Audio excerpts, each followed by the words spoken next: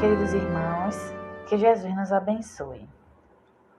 Vamos dar início à exposição doutrinária de hoje, porém, primeiramente, vamos fazer a prece de abertura. Irei ler para vocês uma mensagem do livro Fonte Viva, do Espírito Emmanuel, psicografado por Francisco Cândido Xavier.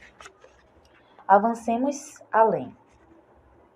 Pelo que, deixando os rudimentos da doutrina do Cristo, prossigamos até a perfeição, não lançando de novo o fundamento do arrependimento de obras mortais. Paulo, Hebreus, capítulo 6, versículo 1. Aceitar o poder de Jesus, guardar certeza da própria ressurreição além da morte, reconfortar-se ante os benefícios da crença, constituem fase rudimentar no aprendizado do Evangelho.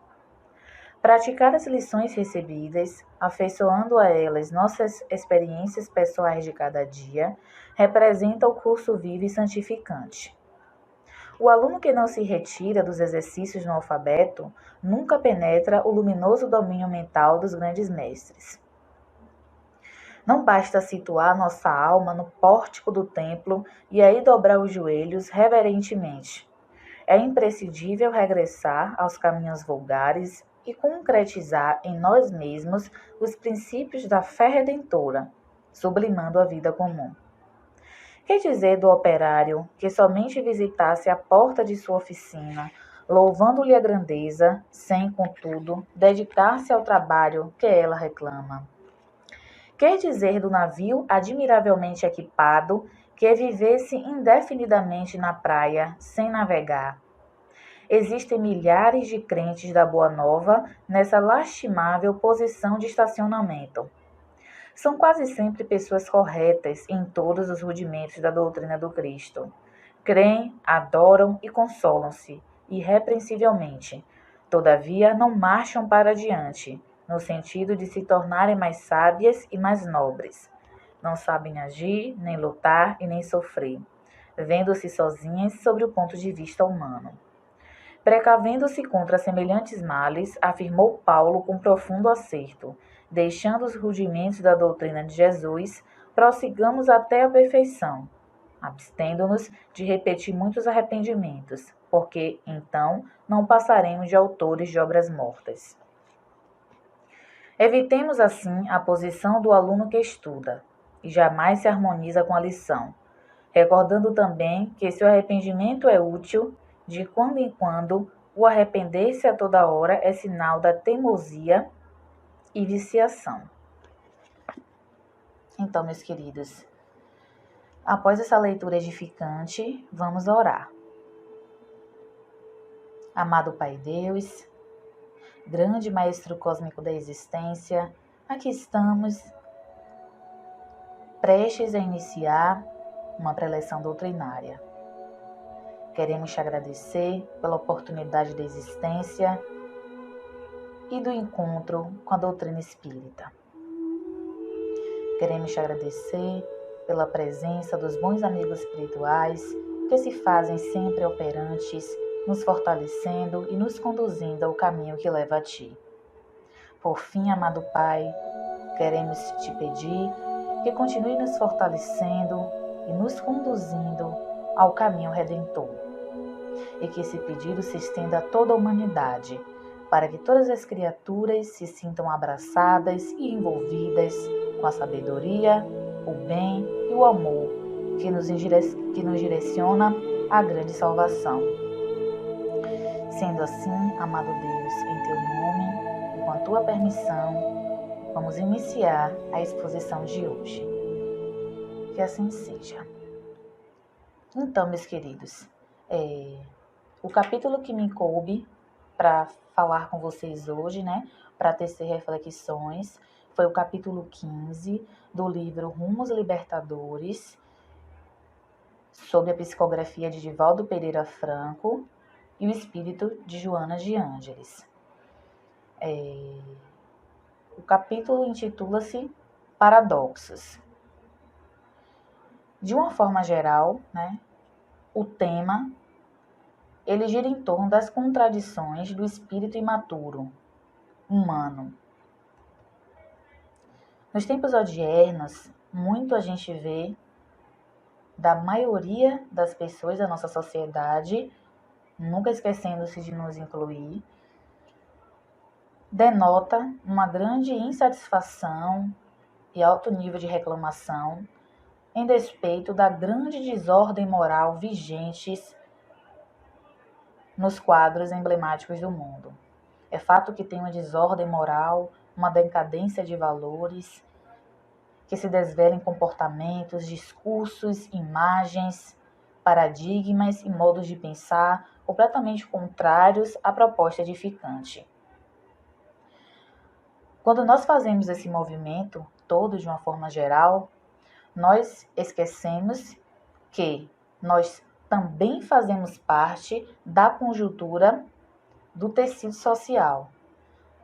Essa sociedade que a gente critica e que a gente vê os defeitos, sendo que eles existem de fato, nós auxiliamos nesse processo de construção. Pela nossa própria inferioridade, nós contribuímos para essas bases dilaceradoras existirem de fato. É isso que se estabelece, né, um paradoxo que nós vivenciamos o tempo todo. Ao fazer isso, não percebemos que estamos diante de um movimento da nossa mente, que a psicologia explica, chamado projeção. As projeções são mecanismos de defesa ao qual nós olhamos, né, para os outros como se a gente estivesse olhando para dentro de nós. Ou seja, nós jogamos e projetamos nos outros aquilo que existe em nós e que nós não temos coragem de administrar, de olhar e de ver com cuidado e desvelo. Nós negamos e reprimimos algumas emoções, alguns sentimentos, né? Nos sentimos desconfortáveis porque eles existem em nós. Então, é mais confortável atribuir todo esse processo imperfeito para as pessoas. Então fica sempre uma entidade enigmática, né? O mundo está errado, as coisas estão caminhando errado, a família está passando por um processo de falência, os meios sociais não estão legais, o meu ambiente de trabalho é ruim, o templo religioso é ruim. Então nós vemos sempre vários tipos de discursos desses, muitas vezes reproduzidos por nós, né? É certo que nós estamos num planeta imperfeito e que tudo mais que tem nesse planeta, ele vai ser imperfeito, obedecendo a essa lógica racional. Porém, temos que tomar cuidado quando nós reclamamos em demasia com coisas que nos desagradam do próprio mundo, não importa os setores ao qual nós estamos destinando a nossa reclamação, se estamos realmente insatisfeitos ou indignados só, ou se isso é um movimento de transferência de conflitos psicológicos para o outro. Eu acredito que todos nós fazemos isso em graus diferentes, em modos diferentes, pois estamos todos nesse planeta, e se estamos estagiando nesse mesmo planeta, é fato que nós temos níveis de consciência mais ou menos semelhantes, próximos. Deixa eu olhar meu roteiro, pois estou me conduzindo com ele. Com essa perspectiva, essa limitação de visão da existência, da realidade, olhando a vida a partir dessa perspectiva, nós, inseridos dentro desse movimento, criamos conclusões imaturas acerca do mundo e da existência, né? Ao fazer isso, nós acabamos fortalecendo as nossas tendências inerciais.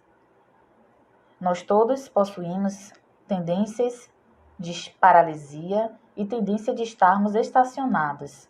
A inércia é uma propriedade da matéria e que o espírito sente em determinado grau.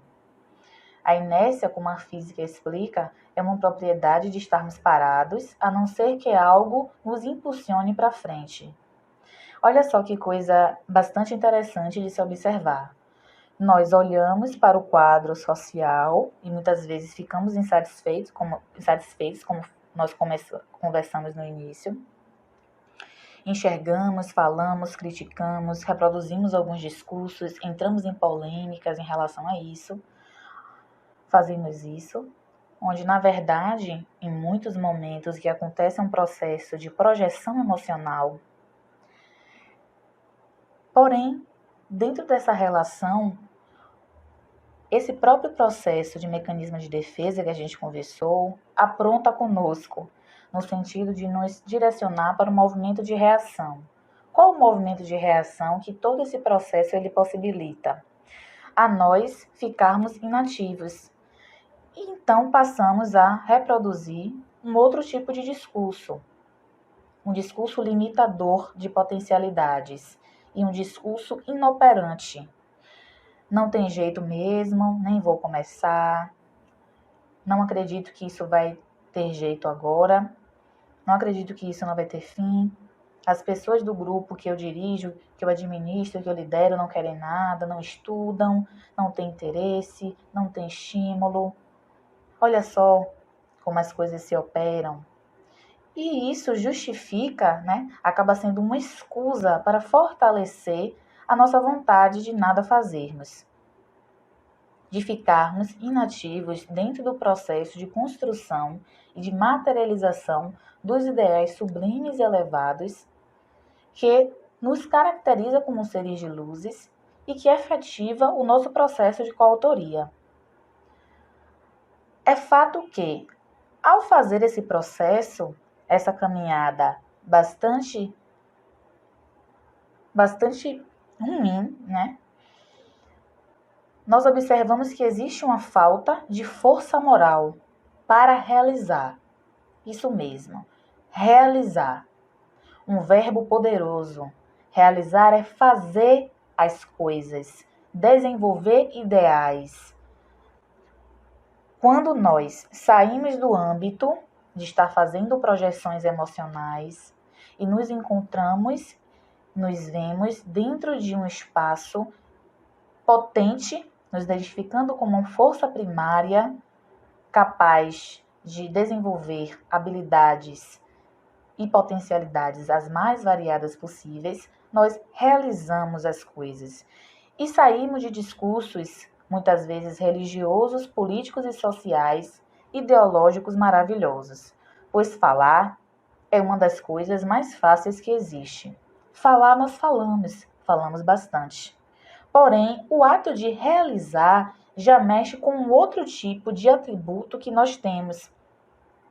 Sabemos pela codificação kardeciana que nós, como espíritos imortais, temos 2 atributos: pensamento e vontade. A vontade, ela justamente tem a função de direcionar o pensamento a fim de materializar as coisas que nós queremos fazer. A questão é que, pela nossa condição de inferioridade, a nossa vontade, ela ainda é uma vontade direcionada a atender às injunções da carne. É fato que, na nossa estrutura psicológica, o inconsciente ainda rege as nossas relações interpessoais. Dentro do inconsciente, a gente tem os estratos inferiores que muitos nos ajudaram nos estágios iniciais. O grande problema é que essas vontades inferiores ainda se mostram, se expressam de uma forma automática. Nós não temos controle sobre ela, ou melhor, nós temos pouco controle sobre ela. Então, ela se mostra e nos faz, muitas vezes, materializar hábitos e vícios inferiores. Ou seja, nós fazemos, de uma certa forma, se tratando de ideias superiores, um mau uso da vontade e, com certeza, do pensamento. Afinal, nós também, como Joana nos traz em sua série psicológica, não sabemos pensar. Também por questões evolutivas, biológicas, cerebrais, nós temos mais pensamentos que são de automatismo, pensamentos inferiores, pensamentos de coisas inúteis mesmo, né? No sentido literal do termo, do que pensamentos elevados. Nosso cérebro ainda não é utilizado na potencialidade que ele possui. E isso está dentro do próprio impositivo evolucionista mesmo. Ou seja, a ausência de força moral que falei para vocês, quando estávamos nesse instante conversando sobre a tendência inercial, é justamente regida por essa falta de vontade. Tem falta de vontade e também tem uma vontade mal direcionada. Porque muitas vezes nós temos vontade de fazer alguma coisa, mas não temos força para fazê-lo. Essa força para fazer é justamente uma falta de adestramento da vontade. Você não consegue administrar a vontade, sendo que a mesma está lateralmente destinada à satisfação dos interesses ainda mesquinhos e materialistas. Tudo isso denota uma consciência ainda limitada, uma visão muito pequena e diminuta do significado da existência e do entendimento profundo e vivência da consciência de espírito. O triste é que quando nós fazemos isso, esse mau direcionamento da vontade, o não saber pensar, alicerçando as bases da tendência inercial, que alimenta discursos retrógrados e pessimistas, cria paradigmas pessimistas, nos faz ficar escondidos dentro de nós e criticando todo o redor, a família, os espaços, que nós sempre fazemos isso, como também tinha falado para vocês inicialmente. A gente acaba, nesse processo, contaminando também outras pessoas ao nosso redor, com a nossa inferioridade e a nossa tendência inercial. Ou seja, é uma responsabilidade imensa pensar e realizar. Que o realizar é justamente o pensamento e a vontade em uma relação harmônica e casamental, no sentido de fazer coisas que são construtivas, coisas que denotam a coautoria do grande concerto cósmico do universo, que nos autorrealiza e nos direciona em relação a Deus. Então, com esse movimento inferior e ainda imaturo psicologicamente, de transferências de conflitos e não ação ou inoperância, inatividade que rodeia todos nós dentro de vários contextos, nós acabamos forçando, de uma certa forma, a providência divina a utilizar outros impositivos para que o nosso despertamento aconteça. E aí que vem a Senhora Dor, como poeticamente Leon Denis nos traz no seu famoso livro O Problema do Ser, do Destino e da Dor. A dor, ela entra nos nossos momentos existenciais para justamente nos forçar a fazer esse intercurso íntimo, a justamente a se localizar no espaço-tempo, que nós realmente vivemos como se estivéssemos num estado ilusório, preso em sombras, como Platão brilhantemente nos trouxe na construção do seu mito da caverna, né? Ficamos presos a essas sombras que nós acreditamos ser a realidade que não é. A providência divina, então, nos força a despertar. Afinal, o amor e a construção da paz tentou aproximar de nós, né? E recusamos, devido às nossas condições de inferioridade, principalmente devido à nossa paralisia e estacionamento. Ela vem, muitas vezes, dilaceradora de corações, pois não é gostoso sofrer, não é delicioso sofrer, mas precisamos entender qual o papel da dor. É interessante a gente perceber o papel da dor, principalmente dentro desse contexto paradoxal ao qual nós estamos inseridos, que é o título do capítulo que nós estamos conversando nessa exposição de hoje. Esse impulso de despertamento, quando vem, nós rejeitamos, justamente por nós termos uma visão muito limitada ainda na nossa verdadeira realidade, devido ainda, em muitos casos, a poucos movimentos de incursão na consciência e expansão da razão. Como o amor pouco nos sensibilizou e nós não fomos atraídos para a proposta da paz, ela vem nos educar. Ou seja, nós fazemos uma escolha, é uma escolha infeliz, mas também dentro dos processos naturais da existência, porque, como Joana nos fala, a dor ela é inevitável dentro do processo de amadurecimento intelecto-moral. Ela burila as criaturas, forja os seres, lapida as arestas. Todos nós precisamos vivenciar processos dolorosos. Não podemos transformá-los em sofrimento, porque o sofrimento já é o prolongamento da dor. Cabe a nós alargar a nossa consciência, ter lucidez psicológica para entender os processos que acontecem conosco, para então não entrarmos numa bola de neve, vindo uma após outra vida e repetindo, muitas vezes, os mesmos hábitos e viciações. A proposta de intervenção ao tema que tenho para conversarmos em relação a esse comportamento paradoxal, regido por projeções emocionais que nós temos, é justamente o desenvolvimento de uma consciência de espírito. Isso mesmo, queridos. Muitos podem achar, mas já sei que sou espírito, sei de onde vim, para onde vou, sei que existo e sobrevivo. A diferença é que nós não vivenciamos isso. Não adianta acreditar que é detentor do saber, porque leu e viu e porque tem anos de conhecimento sobre determinada doutrina.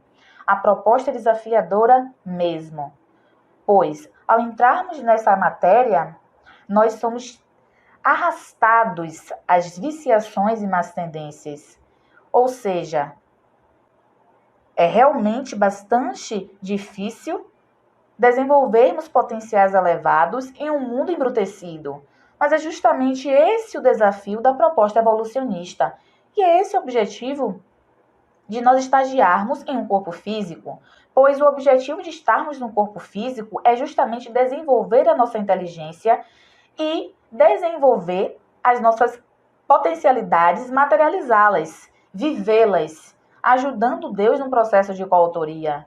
É interessante estar na matéria porque é aqui, na matéria e nas necessidades dela, que nós tendemos a mergulhar mais no caminho das sombras, nos caminhos ilusórios de coisas que nós não precisamos, que não nos contemplam e que não nos preenchem, visto a nossa essência divina e luminosa. Ou seja, nós nos confundimos quando estamos aqui. Esse realmente é o desafio, é nos testar e possibilitar o nosso crescimento. A partir do momento que nós alargamos a nossa consciência de espírito, acima de perceber que existimos e sobrevivemos, nós internalizamos, nós fazemos uma busca e de encontro ao psiquismo divino que habita dentro de nós. Quando nós entramos e fazemos um incurso dentro de nós mesmos, encontramos o Deus que habita dentro de nós, esse psiquismo vivo que se encontra nas nossas células e nas nossas fibras mais íntimas, nós nos enxergamos com grandes cabedais de possibilidades, com potencialidades as mais variadas possíveis. Nós enxergamos e sentimos que nós estamos imersos em um universo ao qual nós não temos controle, que somos apenas uma pequena poeira em meio a essa imensidão do universo. Nós encontramos a nossa luminosidade, a nossa pequenez, as nossas potencialidades. Ficamos persuadidos e temos noção mais afetiva de que estamos sujeitos a uma ordem harmônica que se estabelece no universo, orquestrada por Deus, onisciente e onipotente. Ele é que controla, comanda e decide. As leis, justamente, organizam, operam o pensamento bondoso e de potencial de amor da divindade. Existem várias leis a qual nós estamos inseridos, as leis divinas, imutáveis, irrefutáveis, indiscutíveis, que categorizam ainda mais Deus como justo e bom. A lei do amor, a lei do trabalho, a lei do progresso, a lei da reencarnação. Isso, ter essa ciência, identificar o Deus que habita dentro de nós, encontrar a nossa própria essência, estar persuadido do que realmente nós somos, nos possibilita alargar a nossa visão, desobliterar a nossa visão materialista.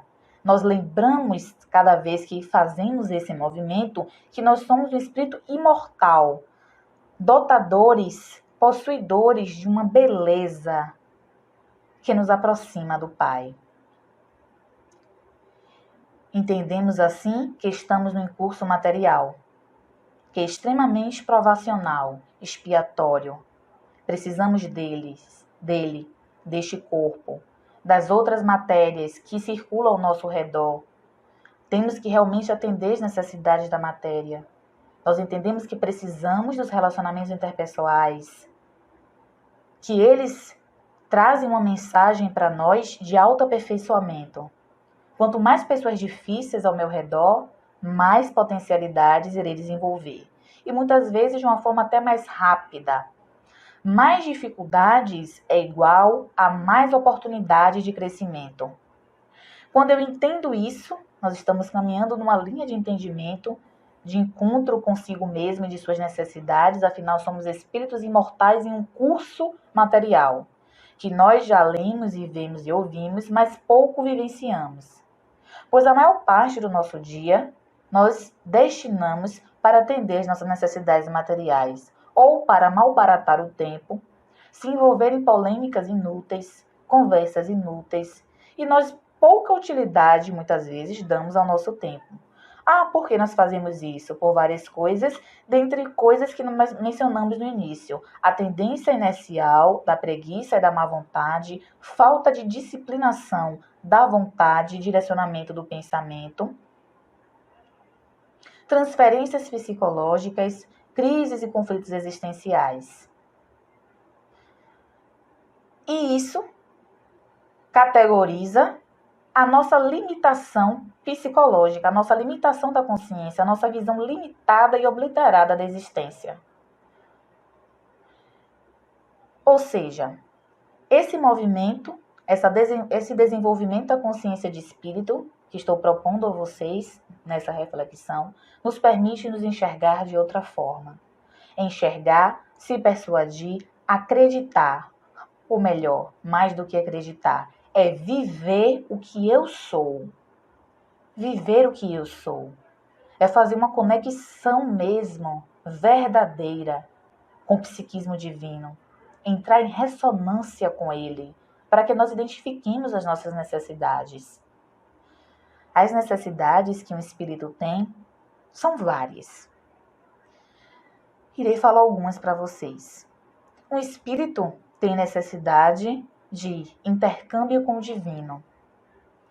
Um espírito imortal, que é o que nós somos, precisa se conversar e aperfeiçoar essa conversação com a divindade. Não em orações mecanizadas, mas em orações fervorosas, em conversas francas com o Deus que não está em um local distante de nós ou inacessível. Está nos confins do universo ou reside dentro de uma nebulosa. Esse Deus, ele está muito próximo, mais do que imagina, ele está dentro de nós. Então, a necessidade de um espírito é o intercâmbio com a divindade. Como será que é o nosso diálogo com Deus? Será que nós lembramos de fazer a prece? Será que nós encaramos a prece como realmente um alimento, como o café da manhã, o almoço e a janta? Ou será que muitas vezes nós nos pegamos com preguiça de orar, ou esquecendo de orar por estar tão abafado com algumas coisas materiais em sua maioria?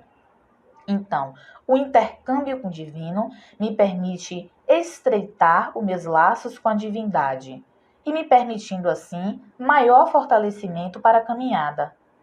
Como disse Jesus, pede e obtereis, buscai e achareis, bata na porta e ela se vos abrirá. A oração é de cunho substancial para o desenvolvimento do espírito. É uma necessidade nossa, do espírito, ele estando na carne ou não. E nos fortalece para termos mais alegria de viver, pois ainda encaramos a existência, e muitas vezes, como um fardo pesado, que se carrega com dificuldade, como se as coisas tivessem que descer arranhando pela nossa garganta. Encaramos muitos processos ainda com muita imaturidade e má vontade, típicos da nossa própria imaturidade. Uma outra necessidade de espírito que apresento para vocês é a necessidade da empatia. Gosto sempre de falar que a empatia é um ensaio para amar. A empatia é a capacidade de se colocar no lugar dos outros. É sentir os outros em suas mais largas acepções. É, por exemplo, durante uma conversa, ouvindo uma situação problemática, não ficar repetindo: eu sei o que é isso, eu já passei por isso. Ou diminuindo o que o outro está falando. Ou não dando atenção, ou fazendo pouco caso, ou ouvindo de qualquer jeito. Não. Empatia, por exemplo, nesse caso de conversação, é ter uma escuta ativa, é buscar acolher, é buscar fazer uma conexão, lembrando da dor que você sentiu, mas não dizendo para o outro que eu sei o que é isso, por exemplo. Não é um discurso acolhedor. Temos que procurar formas melhores de acolher o outro. Às vezes não com palavras, mas com um olhar, com um silêncio ou com um abraço. Muitas vezes, nas nossas conversações sociais, nós queremos sempre denotar que nós também somos possuidores de sofrimentos, que nós também estamos cansados, que nós também já passamos por isso. E nós não abrimos o nosso âmago para poder tentar entender o outro. Dificilmente, às vezes, nós nos sensibilizamos com a dor dos outros, as dores dos outros. Isso mesmo, sei que isso é triste, mas isso é indiferença moral. É triste quando nós sabemos de alguma coisa, alguém conta um problema e a gente não sente nada. Às vezes acontece isso, meus caros, como nós vemos aí no Evangelho segundo o Espiritismo. A indiferença mesmo em relação ao sofrimento dos outros, por acreditar que nós possuímos sofrimentos maiores, mais largos, mais difíceis de se lidar e carregar, e que nossa vida é mais difícil e limitadora do que a vida dos outros, que infelizmente nós ainda nos comparamos muito com os outros. Sabemos também que tem muitos processos de conflitos envolvidos aí. Mas o desenvolvimento da empatia, criar o hábito de se preocupar com os outros, seja lembrando da data do aniversário ou fazendo pequenas surpresas, fazendo ligações inesperadas, agradecendo àquela pessoa por algo que fez em algum momento da nossa vida, contagiar a pessoa, saber o que ela gosta. Esse hábito de perceber o outro é um hábito que nos engrandece, que nos capacita e nos faz nos sensibilizar mais em relação à criatura humana. Os seres humanos estão ao nosso redor, nós interagimos uns com os outros porque nós necessitamos. Não é opcional se relacionar socialmente. É uma necessidade nossa, pois as nossas potencialidades só desabrocham mediante o convívio e o contato com os outros. E como falei, quanto mais difícil, melhor. Nós aprendemos mais. Uma outra necessidade do espírito, que falo para vocês agora, é justamente o hábito de servir. Dentro do hábito do amor, o hábito de servir. Estar sempre disposto a auxiliar, não importa quem seja. E isso requer um desprendimento das nossas próprias necessidades, em sua maioria materiais. Isso requer um desprendimento dos nossos interesses, muitas vezes mesquinhos, das nossas aspirações, às vezes fúteis ou que podem esperar. Quando nós servimos, quando nós estamos dispostos a servir e fazendo isso de coração, como um hábito realmente salutar, nós, por um momento, esquecemos das nossas próprias aflições, porque realmente nós possuímos aflições. Todos nós somos seres conflitantes em maior ou menor grau. Quando nós nos doamos para os outros, nós esquecemos um pouco de nós e isso nos eleva. Desenvolve a humildade, a própria empatia e nos faz enxergar a existência a partir de uma perspectiva otimista. Ajuda-nos a disciplinar a vontade, a elevar o pensamento. Ou seja, queridos, é realmente maravilhoso servir. Uma última necessidade do espírito que listei para vocês, nós conversamos que tem outras, não é isso? É o entendimento da dor. Nós conversamos um pouco sobre a dor no início, mas entender os processos dolorosos e as intempéries existenciais é substancial para ter lucidez psicológica. Entender que nós precisamos passar por desafios e intempéries e nós precisamos dela e que as pedras no caminho são realmente naturais do processo evolutivo é muito importante. Quando nós temos essa consciência, evitamos despender tempo reclamando com queixas e birras e também em processos psicológicos de culpa, de atribuição de culpa aos demais, ou até culpa conosco mesmo, nos culpando por acontecimentos, por isto ou por aquilo. É fato que temos responsabilidades e que nos comprometemos, mas tem coisas que são injunções da caminhada e devem ser encaradas com naturalidade. Não é que é um processo fácil, longe disso, é desafiador. Existir é desafiador, mas estamos aqui para fazer com que a existência seja algo natural. O desenvolvimento da consciência de espírito, que foi como comecei para falar para vocês, como uma proposta de intervenção a essas ações paradoxais que nós estamos inseridos, que é o título do capítulo, nos possibilita alargar as nossas concepções em relação à existência e, como tinha comentado também em outro momento, nos permite ter alegria de viver. Alegria, sorrir. Quantas vezes nós sorrimos? Contemplar o belo, entrar em um estado contemplativo, adormecer a consciência ao buscar Deus nesse sentido, entrar em estado de êxtase espiritual, assistindo uma obra de arte com qualidade, assistindo uma biografia, lendo coisas saudáveis. A consciência de espírito nos permite ver as nossas necessidades de espírito e também nos permite entender que nós somos ainda acometidos e possuidores de sombras, de más tendências e vícios que encharcam o nosso espírito, mas que são transitórias, não são permanentes. Nós não somos um pacote de defeitos, somos seres genuinamente luminosos, brilhantes, pois somos filhos do Pai. Porém, essas más tendências e vícios, hábitos que foram feitos em existências regressas ou que nós vivemos em reinos iniciais, nós ainda repetimos por automatismo. Alguns dos hábitos destrutivos, comportamentos autodestrutivos que nós conversamos aqui, nós comentamos alguns, não foi? A queixa, a reclamação, né? O ato de falar somente de si, né? As nossas ações egoístas, a nossa dificuldade de despender nosso tempo para fazer coisas úteis, para falar de Deus, para louvar a Deus ou para servir.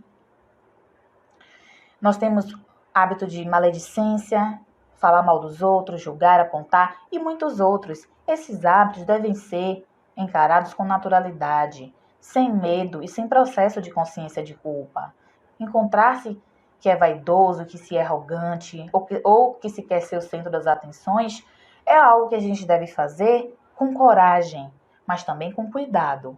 Existem alguns recursos de um curso e de viagem interior bastante interessante que Joana narra em alguns de seus livros, principalmente no livro Vida, Desafios e Soluções e Autodescobrimento, Desafios e Conquistas, que eu vou falar para vocês agora. que é visualização, né? Visualizar-se fazendo algo construtivo, por exemplo, eu vou me visualizar perdoando alguém. Faz aquela visualização durante muito tempo, durante dias, semanas ou meses. Imagina dando um banquete de flores. A visualização é um recurso que ajuda bastante a interiorizar-se e a diluir os painéis mentais que são ainda administrados pelo ego. A oração, nós já comentamos, que Joana também traz como recurso de interiorização. A meditação, que é um hábito bastante interessante, que é até praticado por outras religiões, é maravilhoso. A meditação, como Joana fala, permite o desenvolvimento da intuição. Quando nós utilizamos essa intuição, esse potencial intuitivo, nós acabamos sendo mais assertivos nas nossas decisões, nas nossas escolhas. Existem várias pesquisas que apontam as benesses da meditação e como ela melhora a qualidade de vida, a qualidade dos pensamentos. Joana lista esses 3. Nós podemos começar a fazê-los, a fim de que nós possamos desagregar o ego, para que ele fuja, para que ele se dilua, e que nós possamos, queridos, fazer mais movimentos de acessar o superconsciente, o self, que é uma estrutura psicológica ao qual possui conteúdos e ideais sublimes, espirituais, as aspirações superiores. O desafio, queridos, é trazer os conteúdos do superconsciente para o consciente e se tornar um automatismo. Um grande exemplo para mim de uma pessoa, um ser, um grande ícone de amor e devotamento e caridade, Irmã Dulce, é um exemplo de um ser que os conteúdos que para a gente, né, está no inconsciente, para a Irmã Dulce, ela já trazia por consciente e aquilo se operava de uma forma automática. Ela não calculava fazer o bem, ela fazia naturalmente. Era como automatismo. É isso que nós temos que fazer, que é uma proposta desafiadora. É fazer o bem. É amar de uma forma natural. Sem esforço, sem reclamação. Sem ficar achando que poderia estar fazendo outra coisa. Que outra coisa pode ser mais importante do que se doar para os outros? Quando nós fazemos algo para os outros, nós estamos trabalhando no nosso autoburilamento. E estamos, assim, em fluxo, obedecendo às setas que nos direcionam a Deus, efetivando a ordem do progresso. Com a lei do trabalho, que é uma das leis, nós efetivamos a lei do progresso. A lei do trabalho é uma lei que está em volta de nós e que é como se nos dissesse não, nos impele a realizar, que nós tínhamos conversado no início, fazer alguma coisa, realizar, isso é trabalhar. Todo trabalho dignifica o homem, trabalho que falo material, aquele esforço útil, destinado a fim de fazer alguma coisa. Engana-se quem acha que até um trabalho mecânico não está trazendo crescimento. Kardec nos traz no Livro dos Espíritos que o trabalho, ele potencializa a inteligência e desabrocha outras virtudes. Ou seja, se movimentar é uma lei. Estar parados e estáticos é ir de encontro a isso. Então, amados, que nós possamos sempre trabalhar, fazer sim coisas, realizar coisas construtivas, para efetivarmos nosso processo de coautoria. Que nós possamos administrar melhor as nossas vontades, direcioná-las no sentido de fazer o bem a fim de que o bem torne-se um automatismo do inconsciente e que nós façamos sem nem perceber. Olha só que lindo, como isso é poético. Que possamos despender mais tempo em conversações úteis, agradáveis, em hábitos construtivos. A criação de hábitos saudáveis é outra coisa também desafiadora. Sair desses hábitos ainda mesquinhos, acelvajados, que visam ainda nos manter num estado de inferioridade, é complicado. Nós ficamos neles durante muito tempo. Quanto mais tempo, maiores são os desafios. Mas os hábitos saudáveis estão aí, aconselhados nas leituras evangélicas e na codificação kardeciana. E sem falar, queridos, que existe um exemplo, existem vários. Esse exemplo, ele é maravilhoso, ele é notável, o exemplo de Jesus. Falar de Jesus, se persuadir das lições de Jesus, vê-lo como modelo e guia, não apenas teoricamente, mas viver ele dentro de nós. Despertar do estado de dormência é permitir que Deus viva dentro de nós e que Deus e Jesus viva dentro de nós. Olhar para Jesus no sentido de ver as suas mensagens e tentar seguir os seus passos, o que é possível, é algo que nos capacita, nos regozija, regozijai-vos, né? Disse Jesus, e que nós possamos nos alegrar pelo fato de existirmos e que possamos fazer da estrada evolutiva o melhor hino de beleza ao Senhor. Essa é a mensagem de hoje e que Jesus nos abençoe.